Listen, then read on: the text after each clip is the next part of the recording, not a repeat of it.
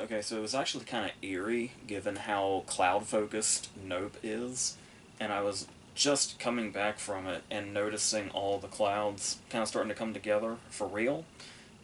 So apparently a severe storm is brewing. So if you start to hear that throughout this, hopefully I can at least talk over it a little bit or something, or it's not too disruptive or something. But we'll see what happens. But the timing is weird. So speaking of that, obviously we're going to talk about Nope and also three other movies, and I kind of can't believe this, especially with this year and the way that it's been. We're going to talk about four movies, and all of them are good to varying degrees. I kind of can't believe it. So let's go ahead and start with Nope, which is of course our new Jordan Peele movie, and as far as him being like this unique voice in horror that we've been seeing since 2017 when Get Out came out, and he's been one of those directors where he's only three movies in, but there's this sort of excitement. I feel like he's going to be one of those directors where like every time he has a movie come out, it's going to feel like an event of some kind because you're never quite sure what you're going to see when you go in. Even if you feel like you've heard enough around or people have like dissected the trailers enough to seem like they feel like they know what's going on. And it's because it doesn't even necessarily have to do with story necessarily. Just whether it be visuals or just anything that his mind can conjure. There'll always be something that takes you by surprise, or something that you don't see coming, or just is an experience you would have never suspected you would have in a theater. And No pretty much covers all of that ground. Uh, because I did start to hear in this final stretch leading up to the release that I guess Spielberg was a pretty big influence on this. The various different types of Spielberg. Um, and while that's here, and while you can see a lot of other references and influences throughout, um, even some people popping up that feel like kind of royalty, like Oz Perkins being here for a second, Anthony Perkins' son, that you may have seen around. It's just a really brief part at the beginning, but like just even stuff like that, you get the sense of how much Peele seems to have a respect for the genre and a love for the genre. And I also just love the idea of, like when you look at Michael Wincott's character being like a sort of cinematographer that they bring in to capture what it is that they're looking at, or attempt to capture what it is that they're looking at. And it's like, I've always loved the way filmmakers use filmmaking within their own story within the movie. And it's like, so the idea to bring in like a cinematographer to be a key player in the story and how this is going to play out is the kind of stuff that I just really, really take to. Just like seeing a love of movies through a filmmaker's own movie is something that's just that I never get tired of. And you can see a love for movies in this movie, especially in the area that you can put this, or multiple areas that you might be able to put this movie in.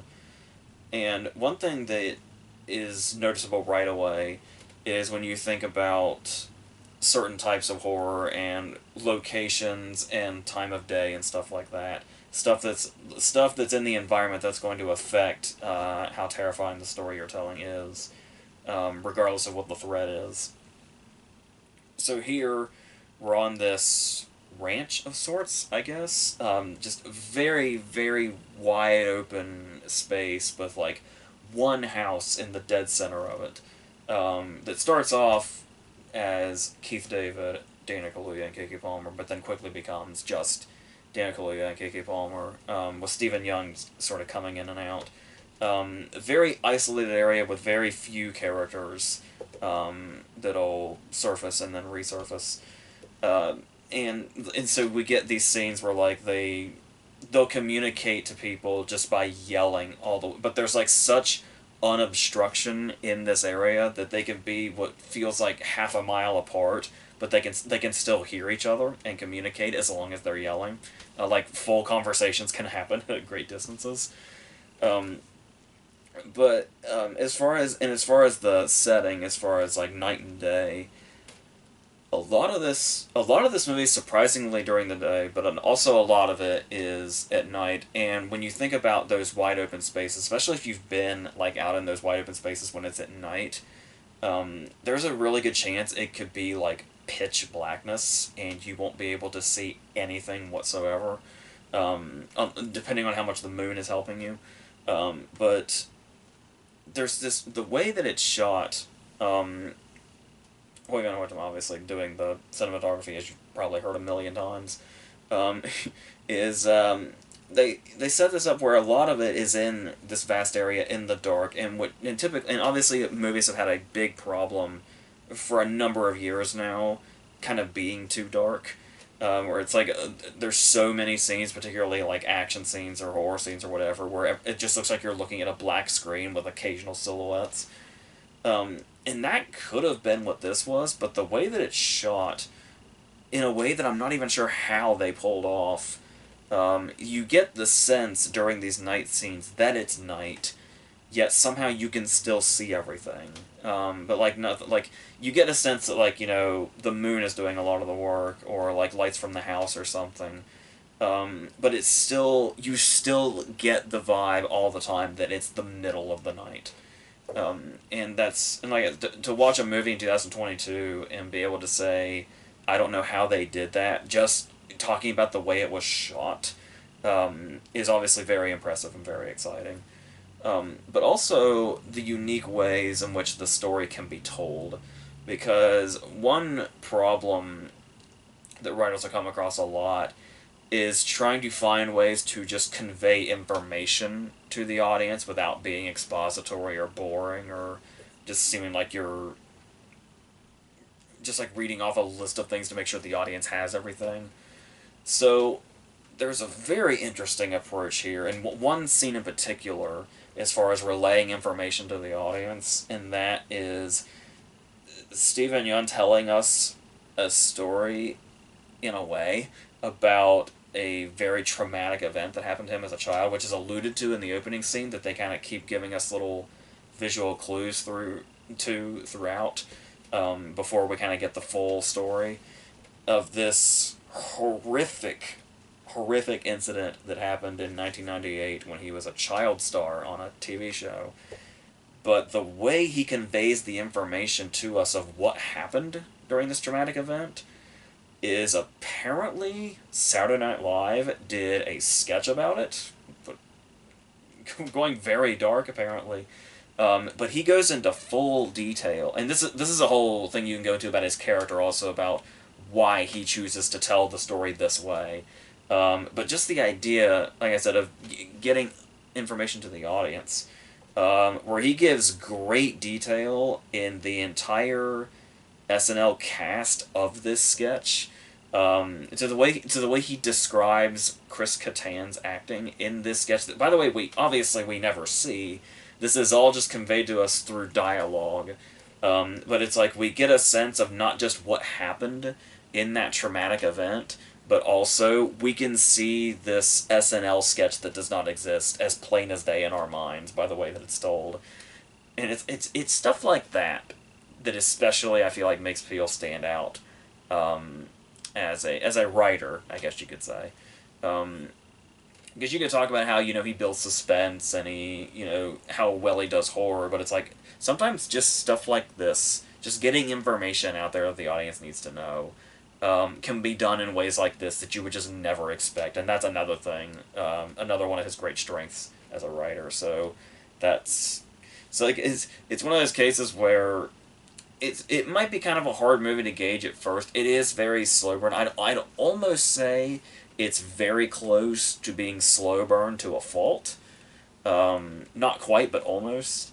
But like I said, the way it's slowly giving us stuff as we go along, and the way it unravels, and the way it's still pretty late in when we're still kind of trying to put some stuff together. But overall, that's more of a strength than anything else, of course.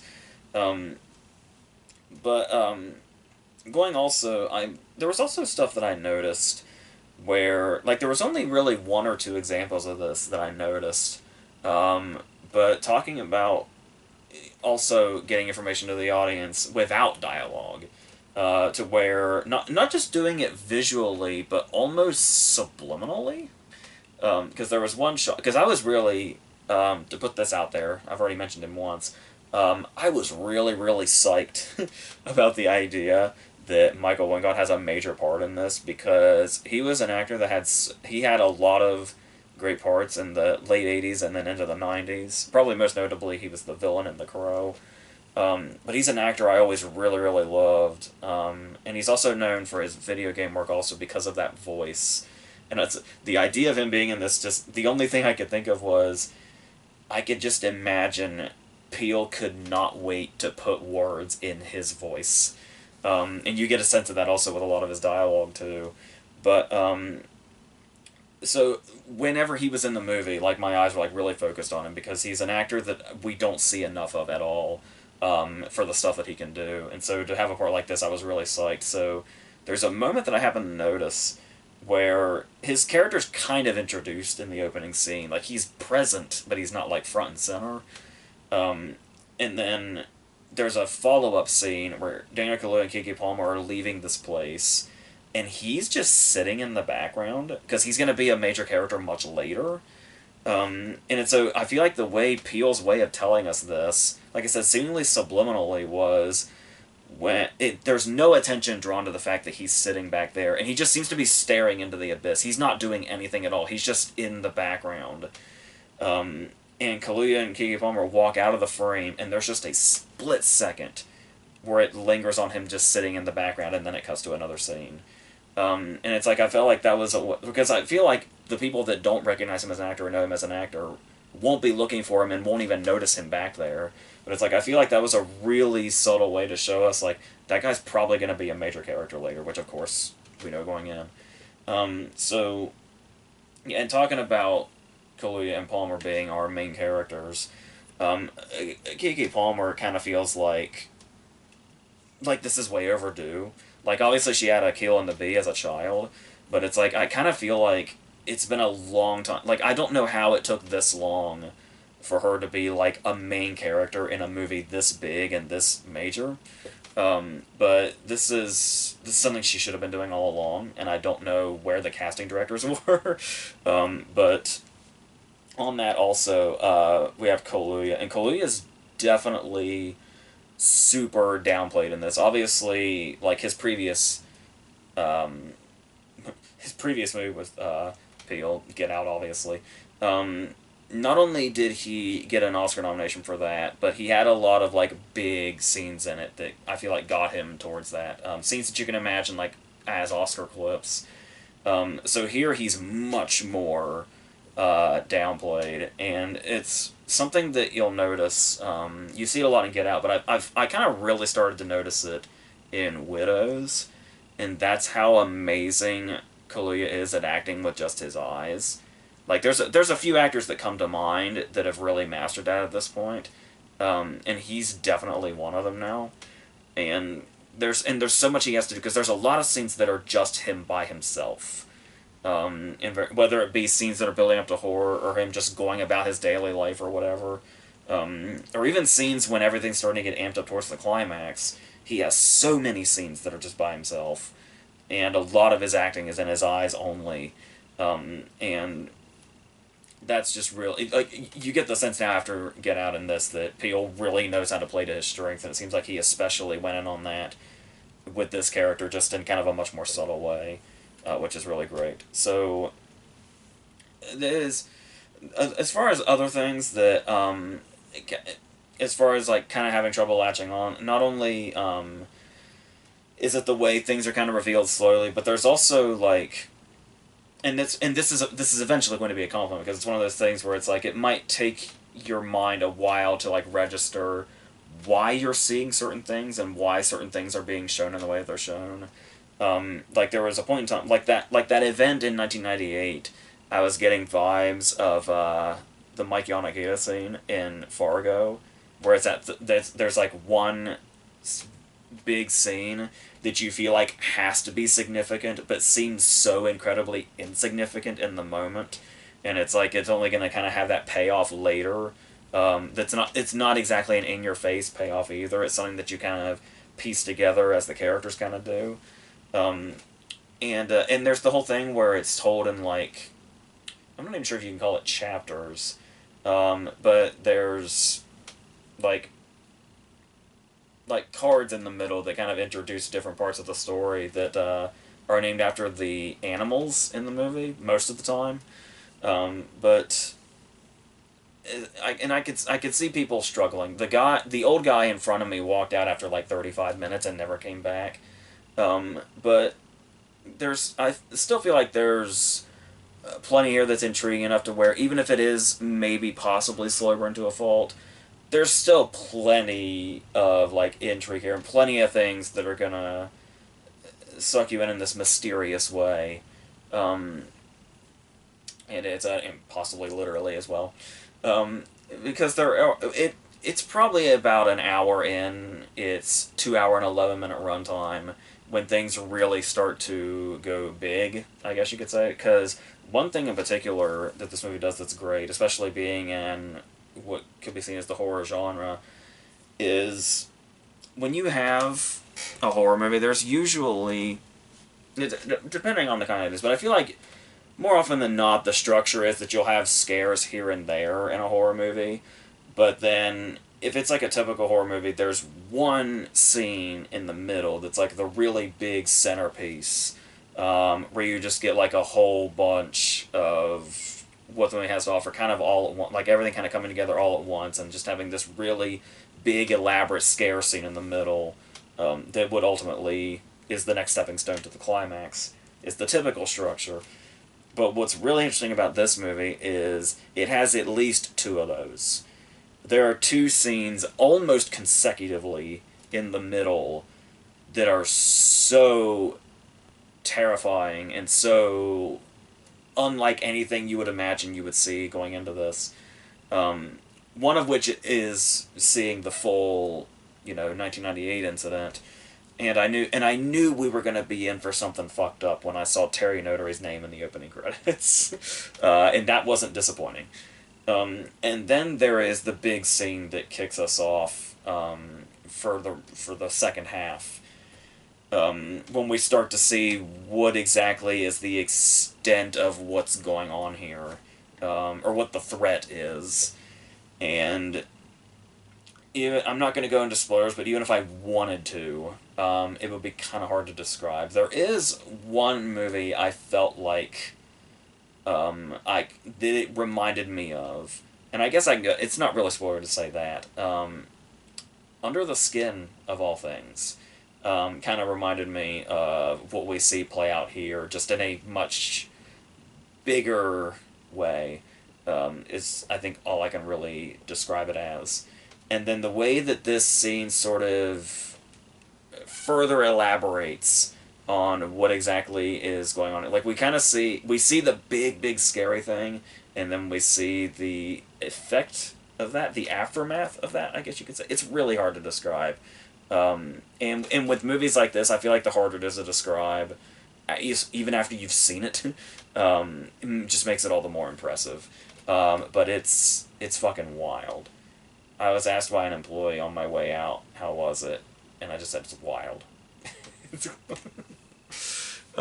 Which honestly is kind of exactly the reaction I wanted to have, which is great. So, I'm trying to think of, another thing I wanted to mention as far as like the way it's shot, and like the whole day and night thing, and horror typically being said as one, but when you see it in the other, it can be really jarring in this really great way. After we kind of get that aftermath thing I was talking about, that part takes place during night, so eventually the sun comes up after this really big, massive scene. And it's like, so obviously when the sun comes up, usually that means that, the terror might be gone. But when the sun comes up and we see the house that they live in, which so far has been the only, like, sort of, sanctuary up to this point, the house looks haunted. Like, this isn't a ghost movie. It has a horse in it named Ghost, but it's not a ghost movie. But yeah, just this shot really stood out to me. Like I said, it looks like a haunted house. The worst kind of haunted house, like the scariest kind of haunted house. And it's like, and it's just a shot of the house after all of this has gone down, and that's I just really love that stuff. Um, and there, as far as like suspense goes, there's a lot of stuff just sort of in between. But like one scene also stands out in particular. Um, once and it's and you could say it's kind of cliche. It's kind of cliche because it ends up being a fake out because it's relatively early in the movie. But even so, it's a really, really good fake out because of how suspenseful it is. It's not saying like what it is, but Kaluuya's looking at it through the camera on his phone, and we're look in the shot. Mainly in the foreground is Kaluuya and his phone as he's looking at it, and it stays on this shot for a very, very, very long time while he's waiting for something to come around the corner. And it stays there for a very long time. And the way it's like when the thing starts to come around the corner, the focus, what's happening here goes out of focus, and the only thing in focus is seeing it through Kaluuya's phone. And it's like stuff like that is glorious. And I said for a scene that's so suspenseful too, it's really perfect. So, and the way just some colors come into this, like if it's, see, I don't know how. Apparently, the second like the trailer that was on Thor, which I thankfully didn't watch. That trailer was apparently a lot of people thought it was way too revealing and kind of basically told everybody that the threat of this movie is what people thought it was based on the teasers and like theories and stuff like that. But I still don't know. Like, there may still be some people out there that don't quite know what the threat of this movie is. But I will just, I guess, say, even though this might be laying it out there, the idea that it's the color green and the way that it comes into it. Like, there's one shot in particular where they're in, like, a diner or a restaurant, and all the booths are, like, bright green. And it's like, just not only just the way they use the color, but this place is so bright, it feels like it's on an entirely different planet than where, like, the house is where most of the movie is set, and all the outward space. And the fact that it's such a small, confined place also is, yeah. So all of this stuff is like, this is, I kind of felt like this was gonna happen because when Get Out came out, obviously I saw it once, and then we talked about it, and we kind of thought it was just gonna be a really good horror movie that came out in February and then just kind of went away, and then obviously it became the phenomenon that it was and still is, very much so, and then going all the way to its Oscar success. And then it wasn't until like in the middle of the year where it was like people started going back to it and seeing all of those really, really intricate details that people have put into it. And it's like, and there's so much in there that you can watch it over and over and over again and still find new stuff. So when Us came out, and I ended up seeing Us twice in a row, like the night that it came out and then the next day, just to kind of try to take everything in. Obviously, I've only seen this once, and I do get the vibe that there's a lot that went by. So, just based on that alone, I feel like rewatches are going to be really great to this. As time is probably going to be really great to this movie.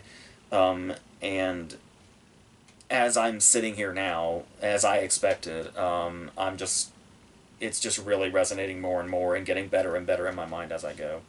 Because it's like, because as I left the theater, I was like, that was really, it was good, but it was like really wild. But it's like, there's some stuff that I'm not quite sure about. But it's like, as it's going on now, and it's all kind of setting in and kind of how the pieces fit together, especially since some of them fit a bit more abstractly than initially might have seemed.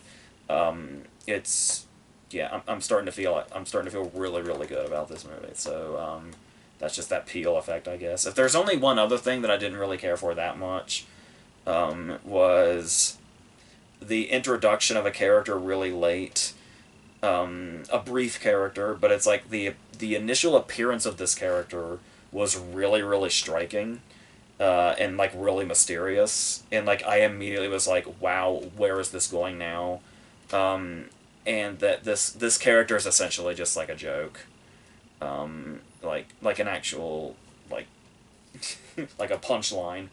So I wasn't sure how I felt about that, but still, just those feelings of seeing just certain imagery, and just feeling like this, like it's not something you've seen. Like I said, there's so many clear references to other things in this movie, and callbacks to other filmmakers and other movies and stuff like that.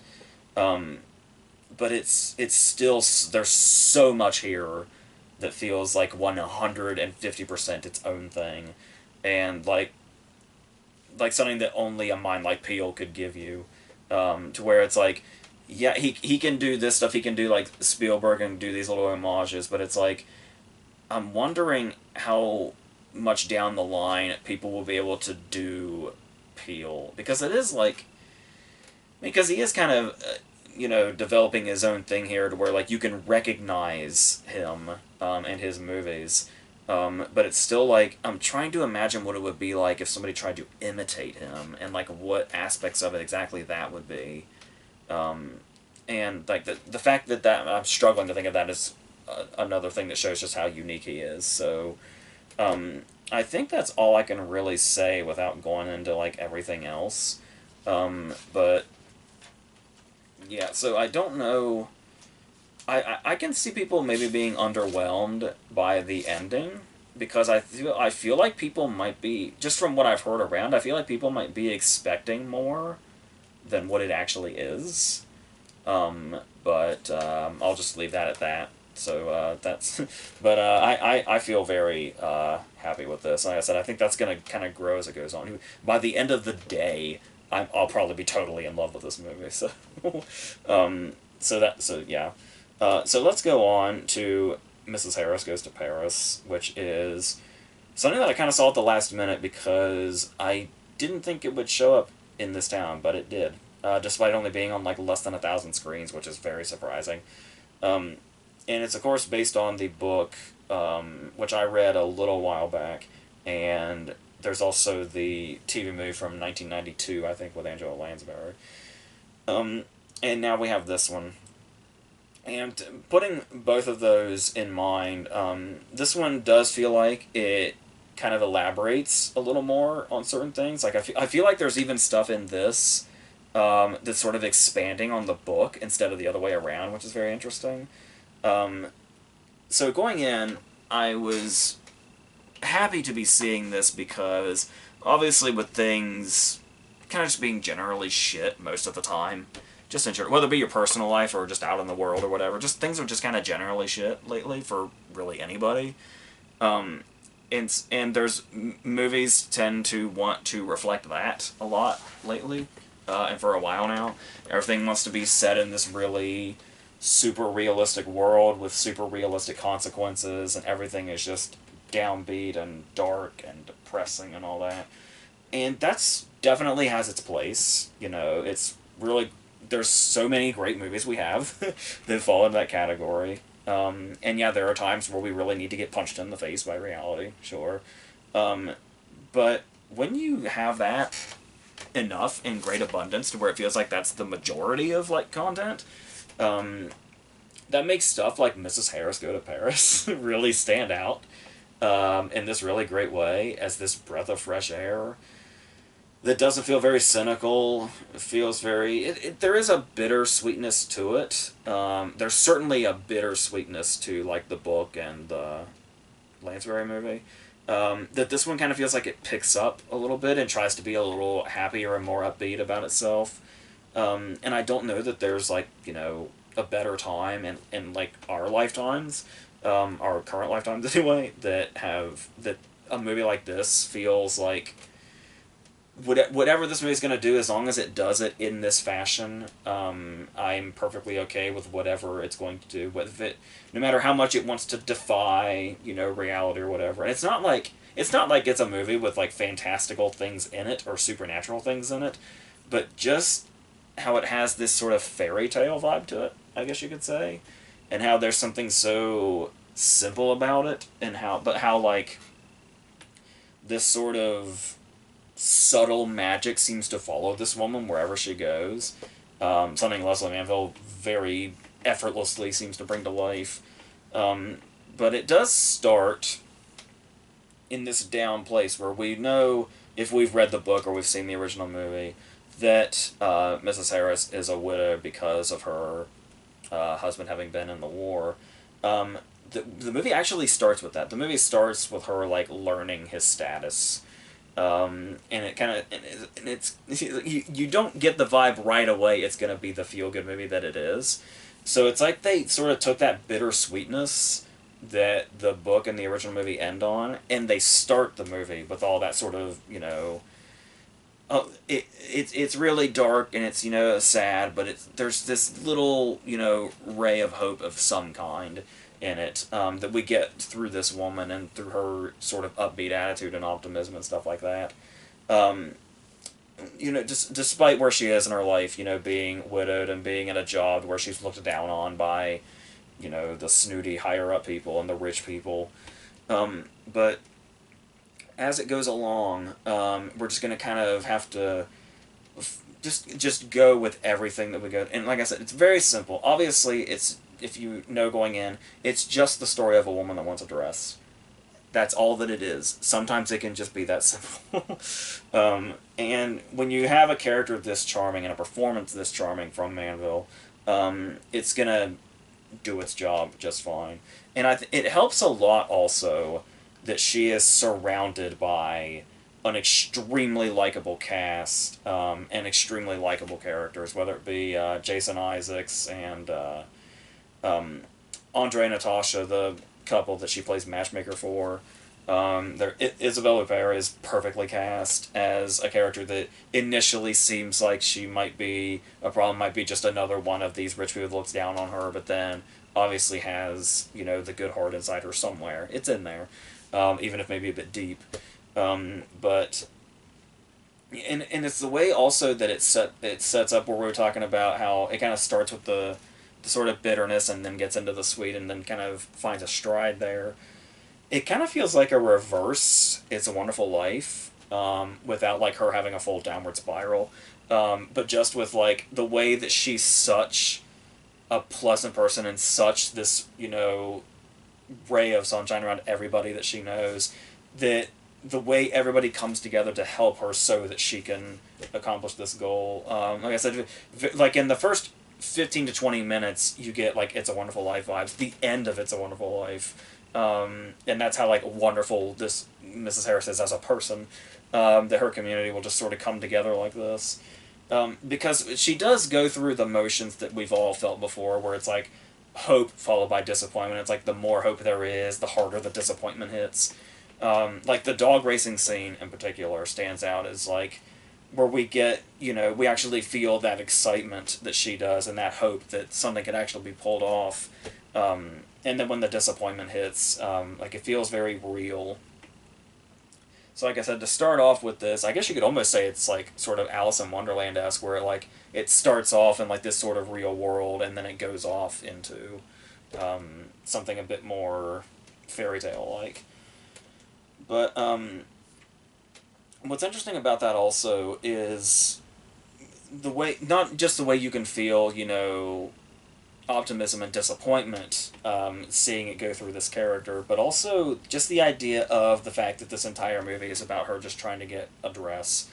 And it's like the idea of becoming passionate about something so trivial.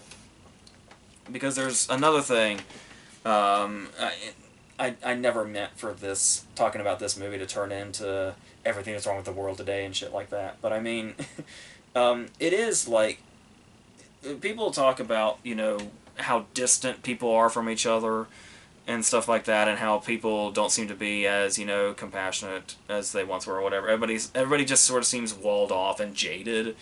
And it's like, the thing that I tend to notice about people that I think is really disheartening is just how passionless so many people seem to be. Like, it feels like hardly anybody I know anymore or meet anymore has just like something that they're just really, really, truly passionate about. Like that one thing that just takes them to that happy place. And it's like, and most of the time it's just something really trivial, like this woman just wanting a dress and wanting to have like, because you could look at it as like, the dress represents like that whole lifestyle, the whole lifestyle that she's always been underneath, and it's like, it's not even just because it's just the dress. It's like, it's not even that she wants to have the giant rich lifestyle. She just wants that tiny little taste of it, like to sort of just see what it's like almost, and it's like to have that one thing that's hers that she really wanted, which is something that this character has likely, if not gotten entirely, gotten like just a very, very long time ago, to the point that she may almost forget what it's like to just have something that's yours. And that's something that just really stands out about this. And just like I said, in the non-cynical way that it approaches this, where we do have characters that are like, antagonistic just for the sake of it, which you'll find in a fairy tale, just people that are evil for the sake of being evil, but also those people clearly exist for real. So it's like there's little doses of reality in this, but it's also just this story that feels like it's in this sort of heightened world, especially as it goes on, to where everything that feels like it might be cliche, or everything that feels like it might be copping out of a story that could be a bit more bitter than sweet, but just like I'm pretty sure the ending, because it's been a while for both of those. I'm pretty sure the ending is different from the book and the original movie, because I do remember the book and the original movie being very bittersweet. Sometimes I feel like the original movie especially, had what felt like a pretty downbeat ending, and like I'm not even upset at all that this one doesn't follow that completely. That it was like, we could make this ending we could give this character a bit more of happiness at the end of the day, and I'm honestly perfectly okay with that. You could say it might defeat the purpose in a way, or sort of defeat the end theme of the book, but like I said, we just have so much, of the bitter over the sweet, and people being cynical rather than not, and it's just like I'm just okay with what this movie was doing and just what it was. Just its whole personality and its whole reason for being just feels positive, and that's just sometimes what we need. So, um, I'm yes, I'm really happy with this movie. Also, was very surprised at how packed the theater was when I saw it, because I felt like it was something that was barely coming out that nobody knew about. But lo and behold, I went in the middle of the week too,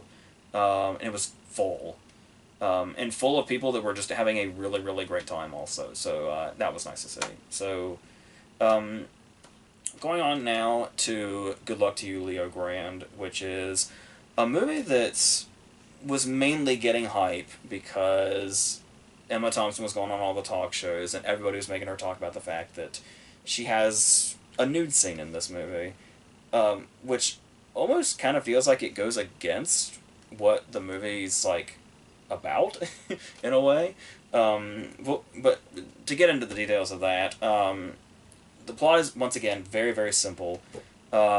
She's obviously Emma Thompson is an older woman now in her 60s, I believe, and she's reached this place where her husband is dead, and her kids are off somewhere else, and she's realized that, kind of like what we were just talking about, she just has no passion in her life, and specifically, she's really never in her life had sexual passion, because her husband was very straightforward about it, and she's never, had an orgasm or oral pleasure or anything like that at all. So basically, even though she had her husband, sex is still just kind of a foreign concept to her in anything other than just the basics. So she decides to learn about this and experience this through a young sex worker who is Daryl McCormick, I think his name is. I don't know if I've seen him in anything else, but he's charming as fuck. So, so we'll look around for him also. But going into this, the very first scene is them meeting. Like, we get her sort of nervously walking around her hotel room, and during the opening credits, and then as soon as the opening credits are over, she opens the door, and there he is, and the movie begins. And they're meeting for the first time, and it's like, the first thing that caught me was, despite being, I kind of got this vibe, just by what the setup is, and the sorts of characters that Emma Thompson really excels at, particularly in comedies. Um, I kind of got the vibe that this was going to be something sort of light and upbeat, despite the fact that it's essentially about a woman that's at a dead end. That could be depressing. But yeah, I felt as soon as she opened the door and they met, and they have their first conversation, the movie's just immediately sweet. Just like really, really sweet to its core. And it's, like I said, that's not typically the kind of thing you expect out of a movie, especially a comedy, that is centered around sex in general. Because when you think of movies that are sort of centered around sex, you imagine something that's like really raunchy, and just kind of for the sake of it. But there's something really different here. Like, every single sexual thing about this movie and every single nude scene in this movie has a purpose and serves a purpose to the characters. I know that sounds very, I read Playboy for the articles, but it's very, when you actually see this, and like I said, just when you see their very first interaction, you get the sense that there's something special here, especially between the two actors, and the fact that this is basically what the whole movie is the two of them in this hotel room, and there's 4 different sessions that they have throughout the movie, and there's like one scene that's set outside of this room that I remember, at least that's relatively longer than short, I guess you could say. So it essentially feels like a play, and probably easily could be adapted into a play with like no adaptation process at all. And the fact that it is like all dialogue and stays as like sort of like they're just having conversations about her life, yet there is something still so riveting about it. I think it's not just that the dialogue really works, but it's like the fact that their chemistry has to be working constantly because it's just the two of them the whole time. And it's like, so you had to really find 2 people that could really portray that on screen and really hold it for like an entire hour and a half. And they do it like they've known each other forever. Like, I don't know how long like pre-production on this was, or how long they knew each other before filming was. But it's like, even you get the sense that, like, you get the sense as actors that they've been doing this forever. But the characters are like seemingly on different planets at first, because he's really super relaxed and he's really professional about what he does, and obviously she's very sort of erratic and hasn't done something like this before, and is terrified about basically every move that she makes, thinking that it's going to be the wrong one. And it's what's also really funny about this is that, as far as Emma Thompson being at the age that she's at, and the content of this movie and what this movie's about, not only does Emma Thompson still have it, but she looks especially good in this, to the point that it can almost be frustrating how like self-conscious she is, and how much her self-consciousness kind of takes over, and how she thinks every move is going to be wrong, and like the fact that this guy's going to be super grossed out by her, and it's like, she looks really, really fucking good in this. And it's like I said, to the point that it can almost be frustrating that she seems to think she's this hideous creature. But it's, but as that goes on also, and as the characters, as she warms up to him, he warms up to her pretty easily. Not necessarily, you could say it's his professionalism, but there's a genuine warmth kind of in him throughout that's like instantaneous. Where I said the movie was just kind of instantly sweet as soon as he walked through the door and we saw them interact. That's the kind of vibe that he's carrying through most of it. There is a bit of a setback here, where it is setting up. There's a couple of great moments where, even though it's mostly the two of them in this room, in the first two sessions that we see, there are moments where they separate for a minute, where like she goes into the bathroom to, prepare herself or whatever, and then in the second session she gets a phone call, and both of these require her to leave the room, and he's just kind of here. And there are these great moments where it's like in the first session we're mainly on her, and occasionally cut back to him, and then in the second one we're mainly on him, but we can kind of hear her from the other room, and there's like a symmetry to it.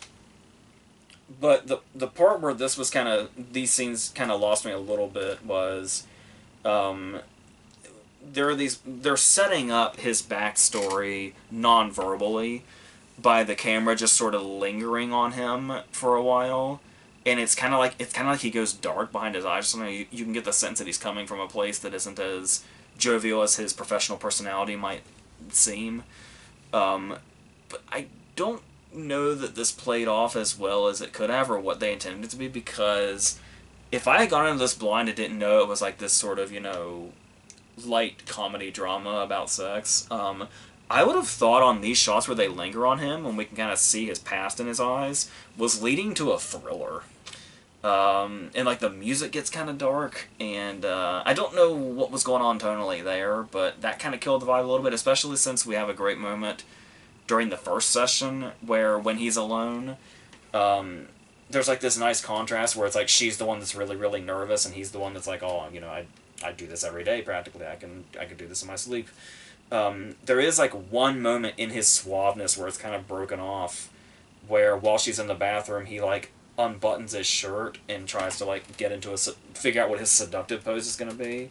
And then even with how professional he is and how often he's clearly done this, and we get that just listening to the character, he has like this moment of, oh, what am I doing? And he has this insecure moment for a second. And it's like that stuff was working so much better than this guy has, some sort of darkness in his past or something. Darkness is a strong word. But he has some non-romantic heartbreak in his past, I guess you could say, to be vague. But that's the thing, though, is like, I was really into this, and there's some great moments where, like, some great comedic moments, like, for their second session, after she's been so, walled off, she has this very specific list of, this is what I would like to do, sexually. This is what I hope to accomplish today, hopefully. And it's just really funny moments like that, watching her kind of slowly ease herself into this. That's where a lot of the charm of the movie is. There's even, like, cliche feel-good moments where it's like, oh, of course this scene was inevitable. Exhibit A being a dance scene, a scene where they just put on music and they have this. But it's still the case where you can see the characters coming through in here. It's saying something about their characters, the way that they dance with each other and the way that she's easing more and more into it. And now he's the one that's kind of much more in control of the situation until she's starting to feel it out, and there's finally sort of a balance here as far as like their approach to what's going on here. But once we do reach this inevitable point at like the hour mark, where there starts to be conflict, and there starts to be a bit of tension, and like as it starts to open up the doors more to what their personal lives are, I don't know. I actually think this might have worked better if what their personal lives were was only alluded to, rather than us kind of going into the details of it. Because the whole charm is like we know they're not using their real names, and we know very little about them at all going into this, but it's like there's just enough pieces there to make them human and for us to know where they're coming from. But when it starts going into full-blown conflict, it was kind of starting to lose me a little bit, and I was kind of disappointed that it kind of breaks the vibe that the movie sets up so well for, like, its first hour. And then it does come back to successfully, which is great. But there's just that little conflict portion there. That thankfully isn't too long or anything, and does have a nice conclusion, but it's just, like, it didn't really feel necessary to bring this amount of drama into it that it does. Like, a little bit of drama would have been fine, but Yeah, I feel like it dove a little farther into it than it needed to, and that honestly, it being the way that it is without really going into conflict would have been just fine as it is. I can get like some screenwriting teacher might tell you that's not the way to do it, but you can have, kind of a positive vibe throughout, but just a tiny bit of conflict thrown in that doesn't have to be too conflicting, for lack of a better word. Um, and you could still tell a really great story with really great characters, and show their flaws and their, you know, insecurities and stuff like that. But still, obviously, the movie is predominantly really, a feel good movie. But like I said, while it does fall into some of the tropes of a feel good movie, it's still in there. And the fact that, like I said, the way it can take the approach to like sex and nudity that it does, is what's really admirable about it. And in the maturity that it does with that, and kind of shows the sides of it that we don't typically see in a movie, which is really great. So yeah, and just one more time, I gotta say, I guess I've always kind of done that whole older woman thing, and that's just kind of been a thing with me since forever. But I mean, still, Emma Thompson looks really, really good. Just had to put that out there one more time. So, let's finish on the count of three, which is Gerard Carmichael's directorial debut, and this is a movie that stars him and Christopher Abbott as two suicidal best friends who are going to have one more great day until they conclude with their pact to kill each other in a mutual suicide.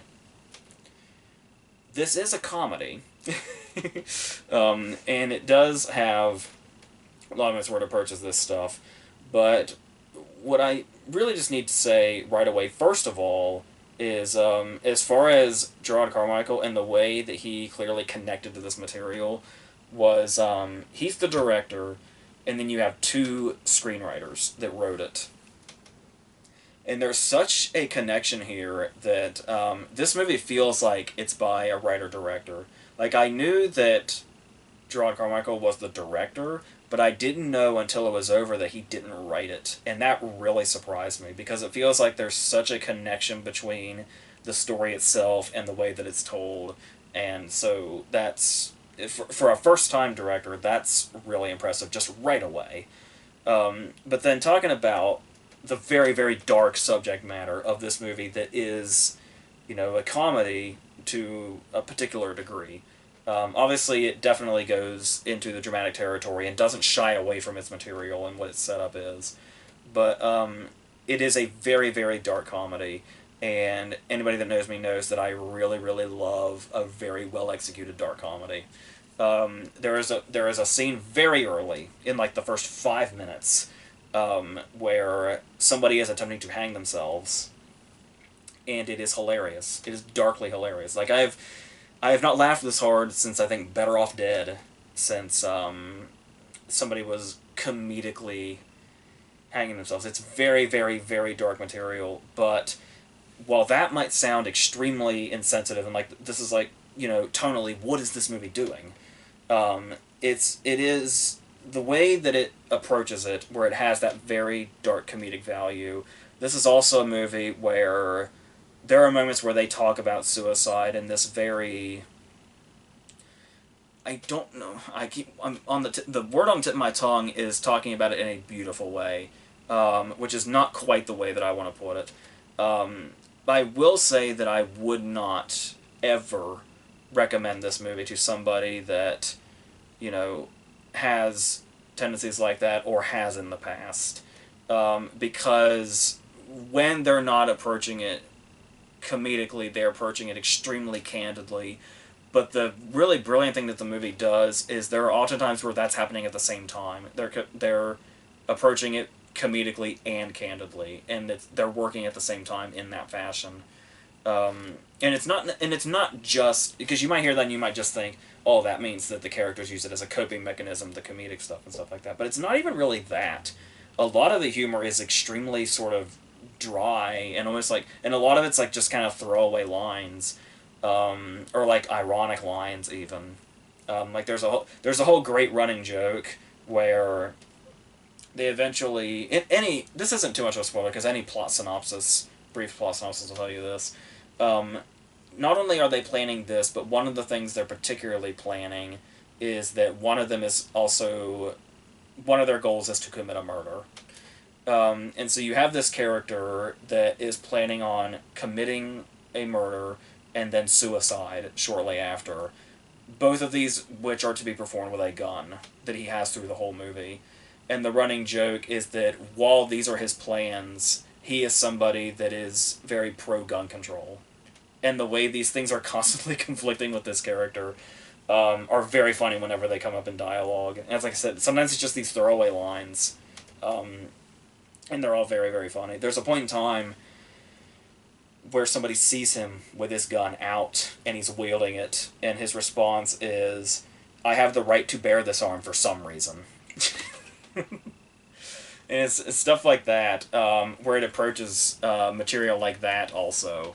But in this way that is, like I said, just constantly for the sake of, comedy to an extent, but also kind of saying something at the same time. But like I said, mostly this goes back to the initial subject matter of the movie. But talking about that as far as, like, it being seen as, like, sensitive or insensitive, what's really interesting is that when it's being very sort of candid about it, it's...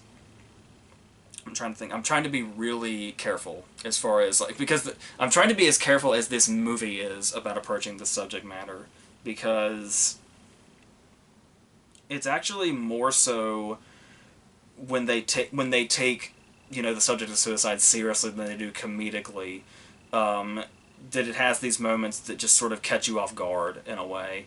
It's more shocking when they talk about it candidly than when they use it for, like, a comedic beat. It's really hard to explain how the writers managed to put that together, and the way Carmichael puts it to screen effectively. And like I said, I honestly want to say that it is done sensitively, in the best way that it can, with these two lead characters, the way that they are and their personalities are and the way they approach it. It feels very complicated, especially for a movie that is so short. It, like, barely breaks the hour 20 mark. And they fit so much into it to say the things that they need to say about the subject matter that they're portraying. And talking about these two best friends and the fact that there is, there's, like, a certain pact and there's an impending death at the end of this story, potentially.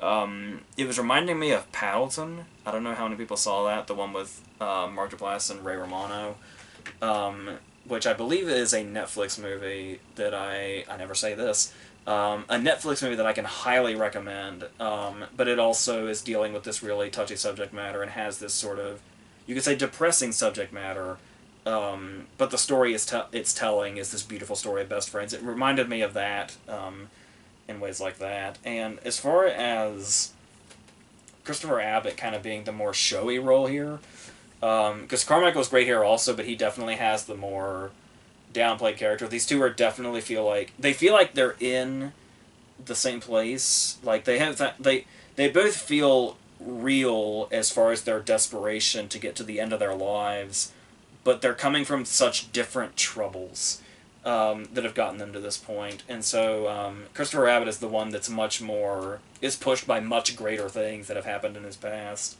much more traumatic things. And Christopher Abbott is an actor that, to put it simply, should be much more famous than he is. I don't know that I've ever seen Christopher Abbott in anything, ever, where he wasn't absolutely top-notch.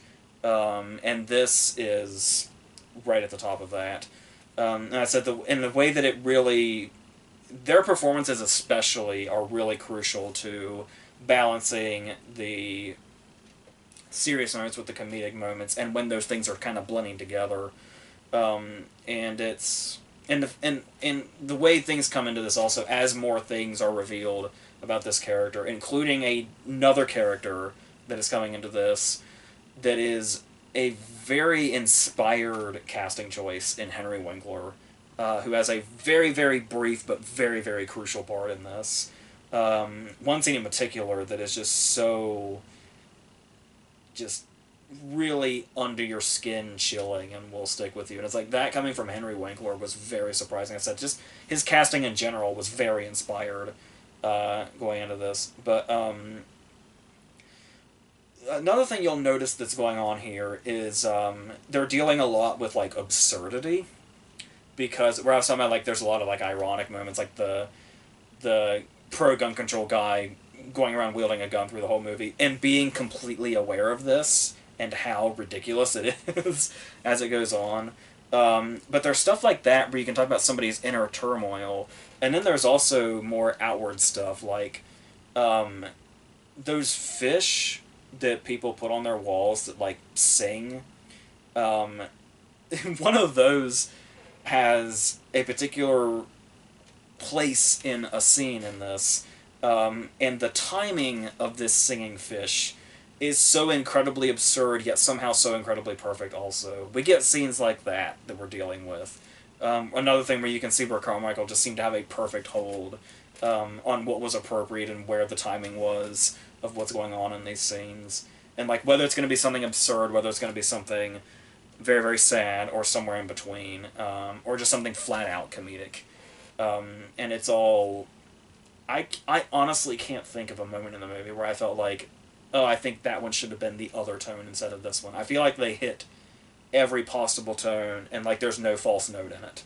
And with material like this and the way that they're approaching it, that I can't even imagine the writing process on this or the balancing process on this.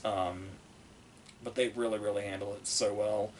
And like I said, the line delivery is also where it's like they're sort of resigning to this absurdity as it goes on. It's just perfectly handled. Another thing interesting about balance, I guess you could say, or almost, yeah, you could say balance. The use of Papa Roach's last resort, because the thing about Abbott's character here is, it's clear, and the more you learn about his character, the more this starts to make sense. Where he seems like he's from a different time period completely, where he listens to Papa Roach and he's got the, like, Timberlake blonde hair on top thing. So when he starts listening to Last Resort in the car, Gerard Carmichael immediately turns it off and says, essentially, do you know what year it is? It's Papa Roach's Last Resort. Like, what? Like, where are we now? Come on, we're past this. This song was popular like 20 years ago, if not longer. And yeah, that's what you would think. If really any audience member heard Papa Roach's Last Resort in 2022, they'd have the same reaction. It's like, what year is this?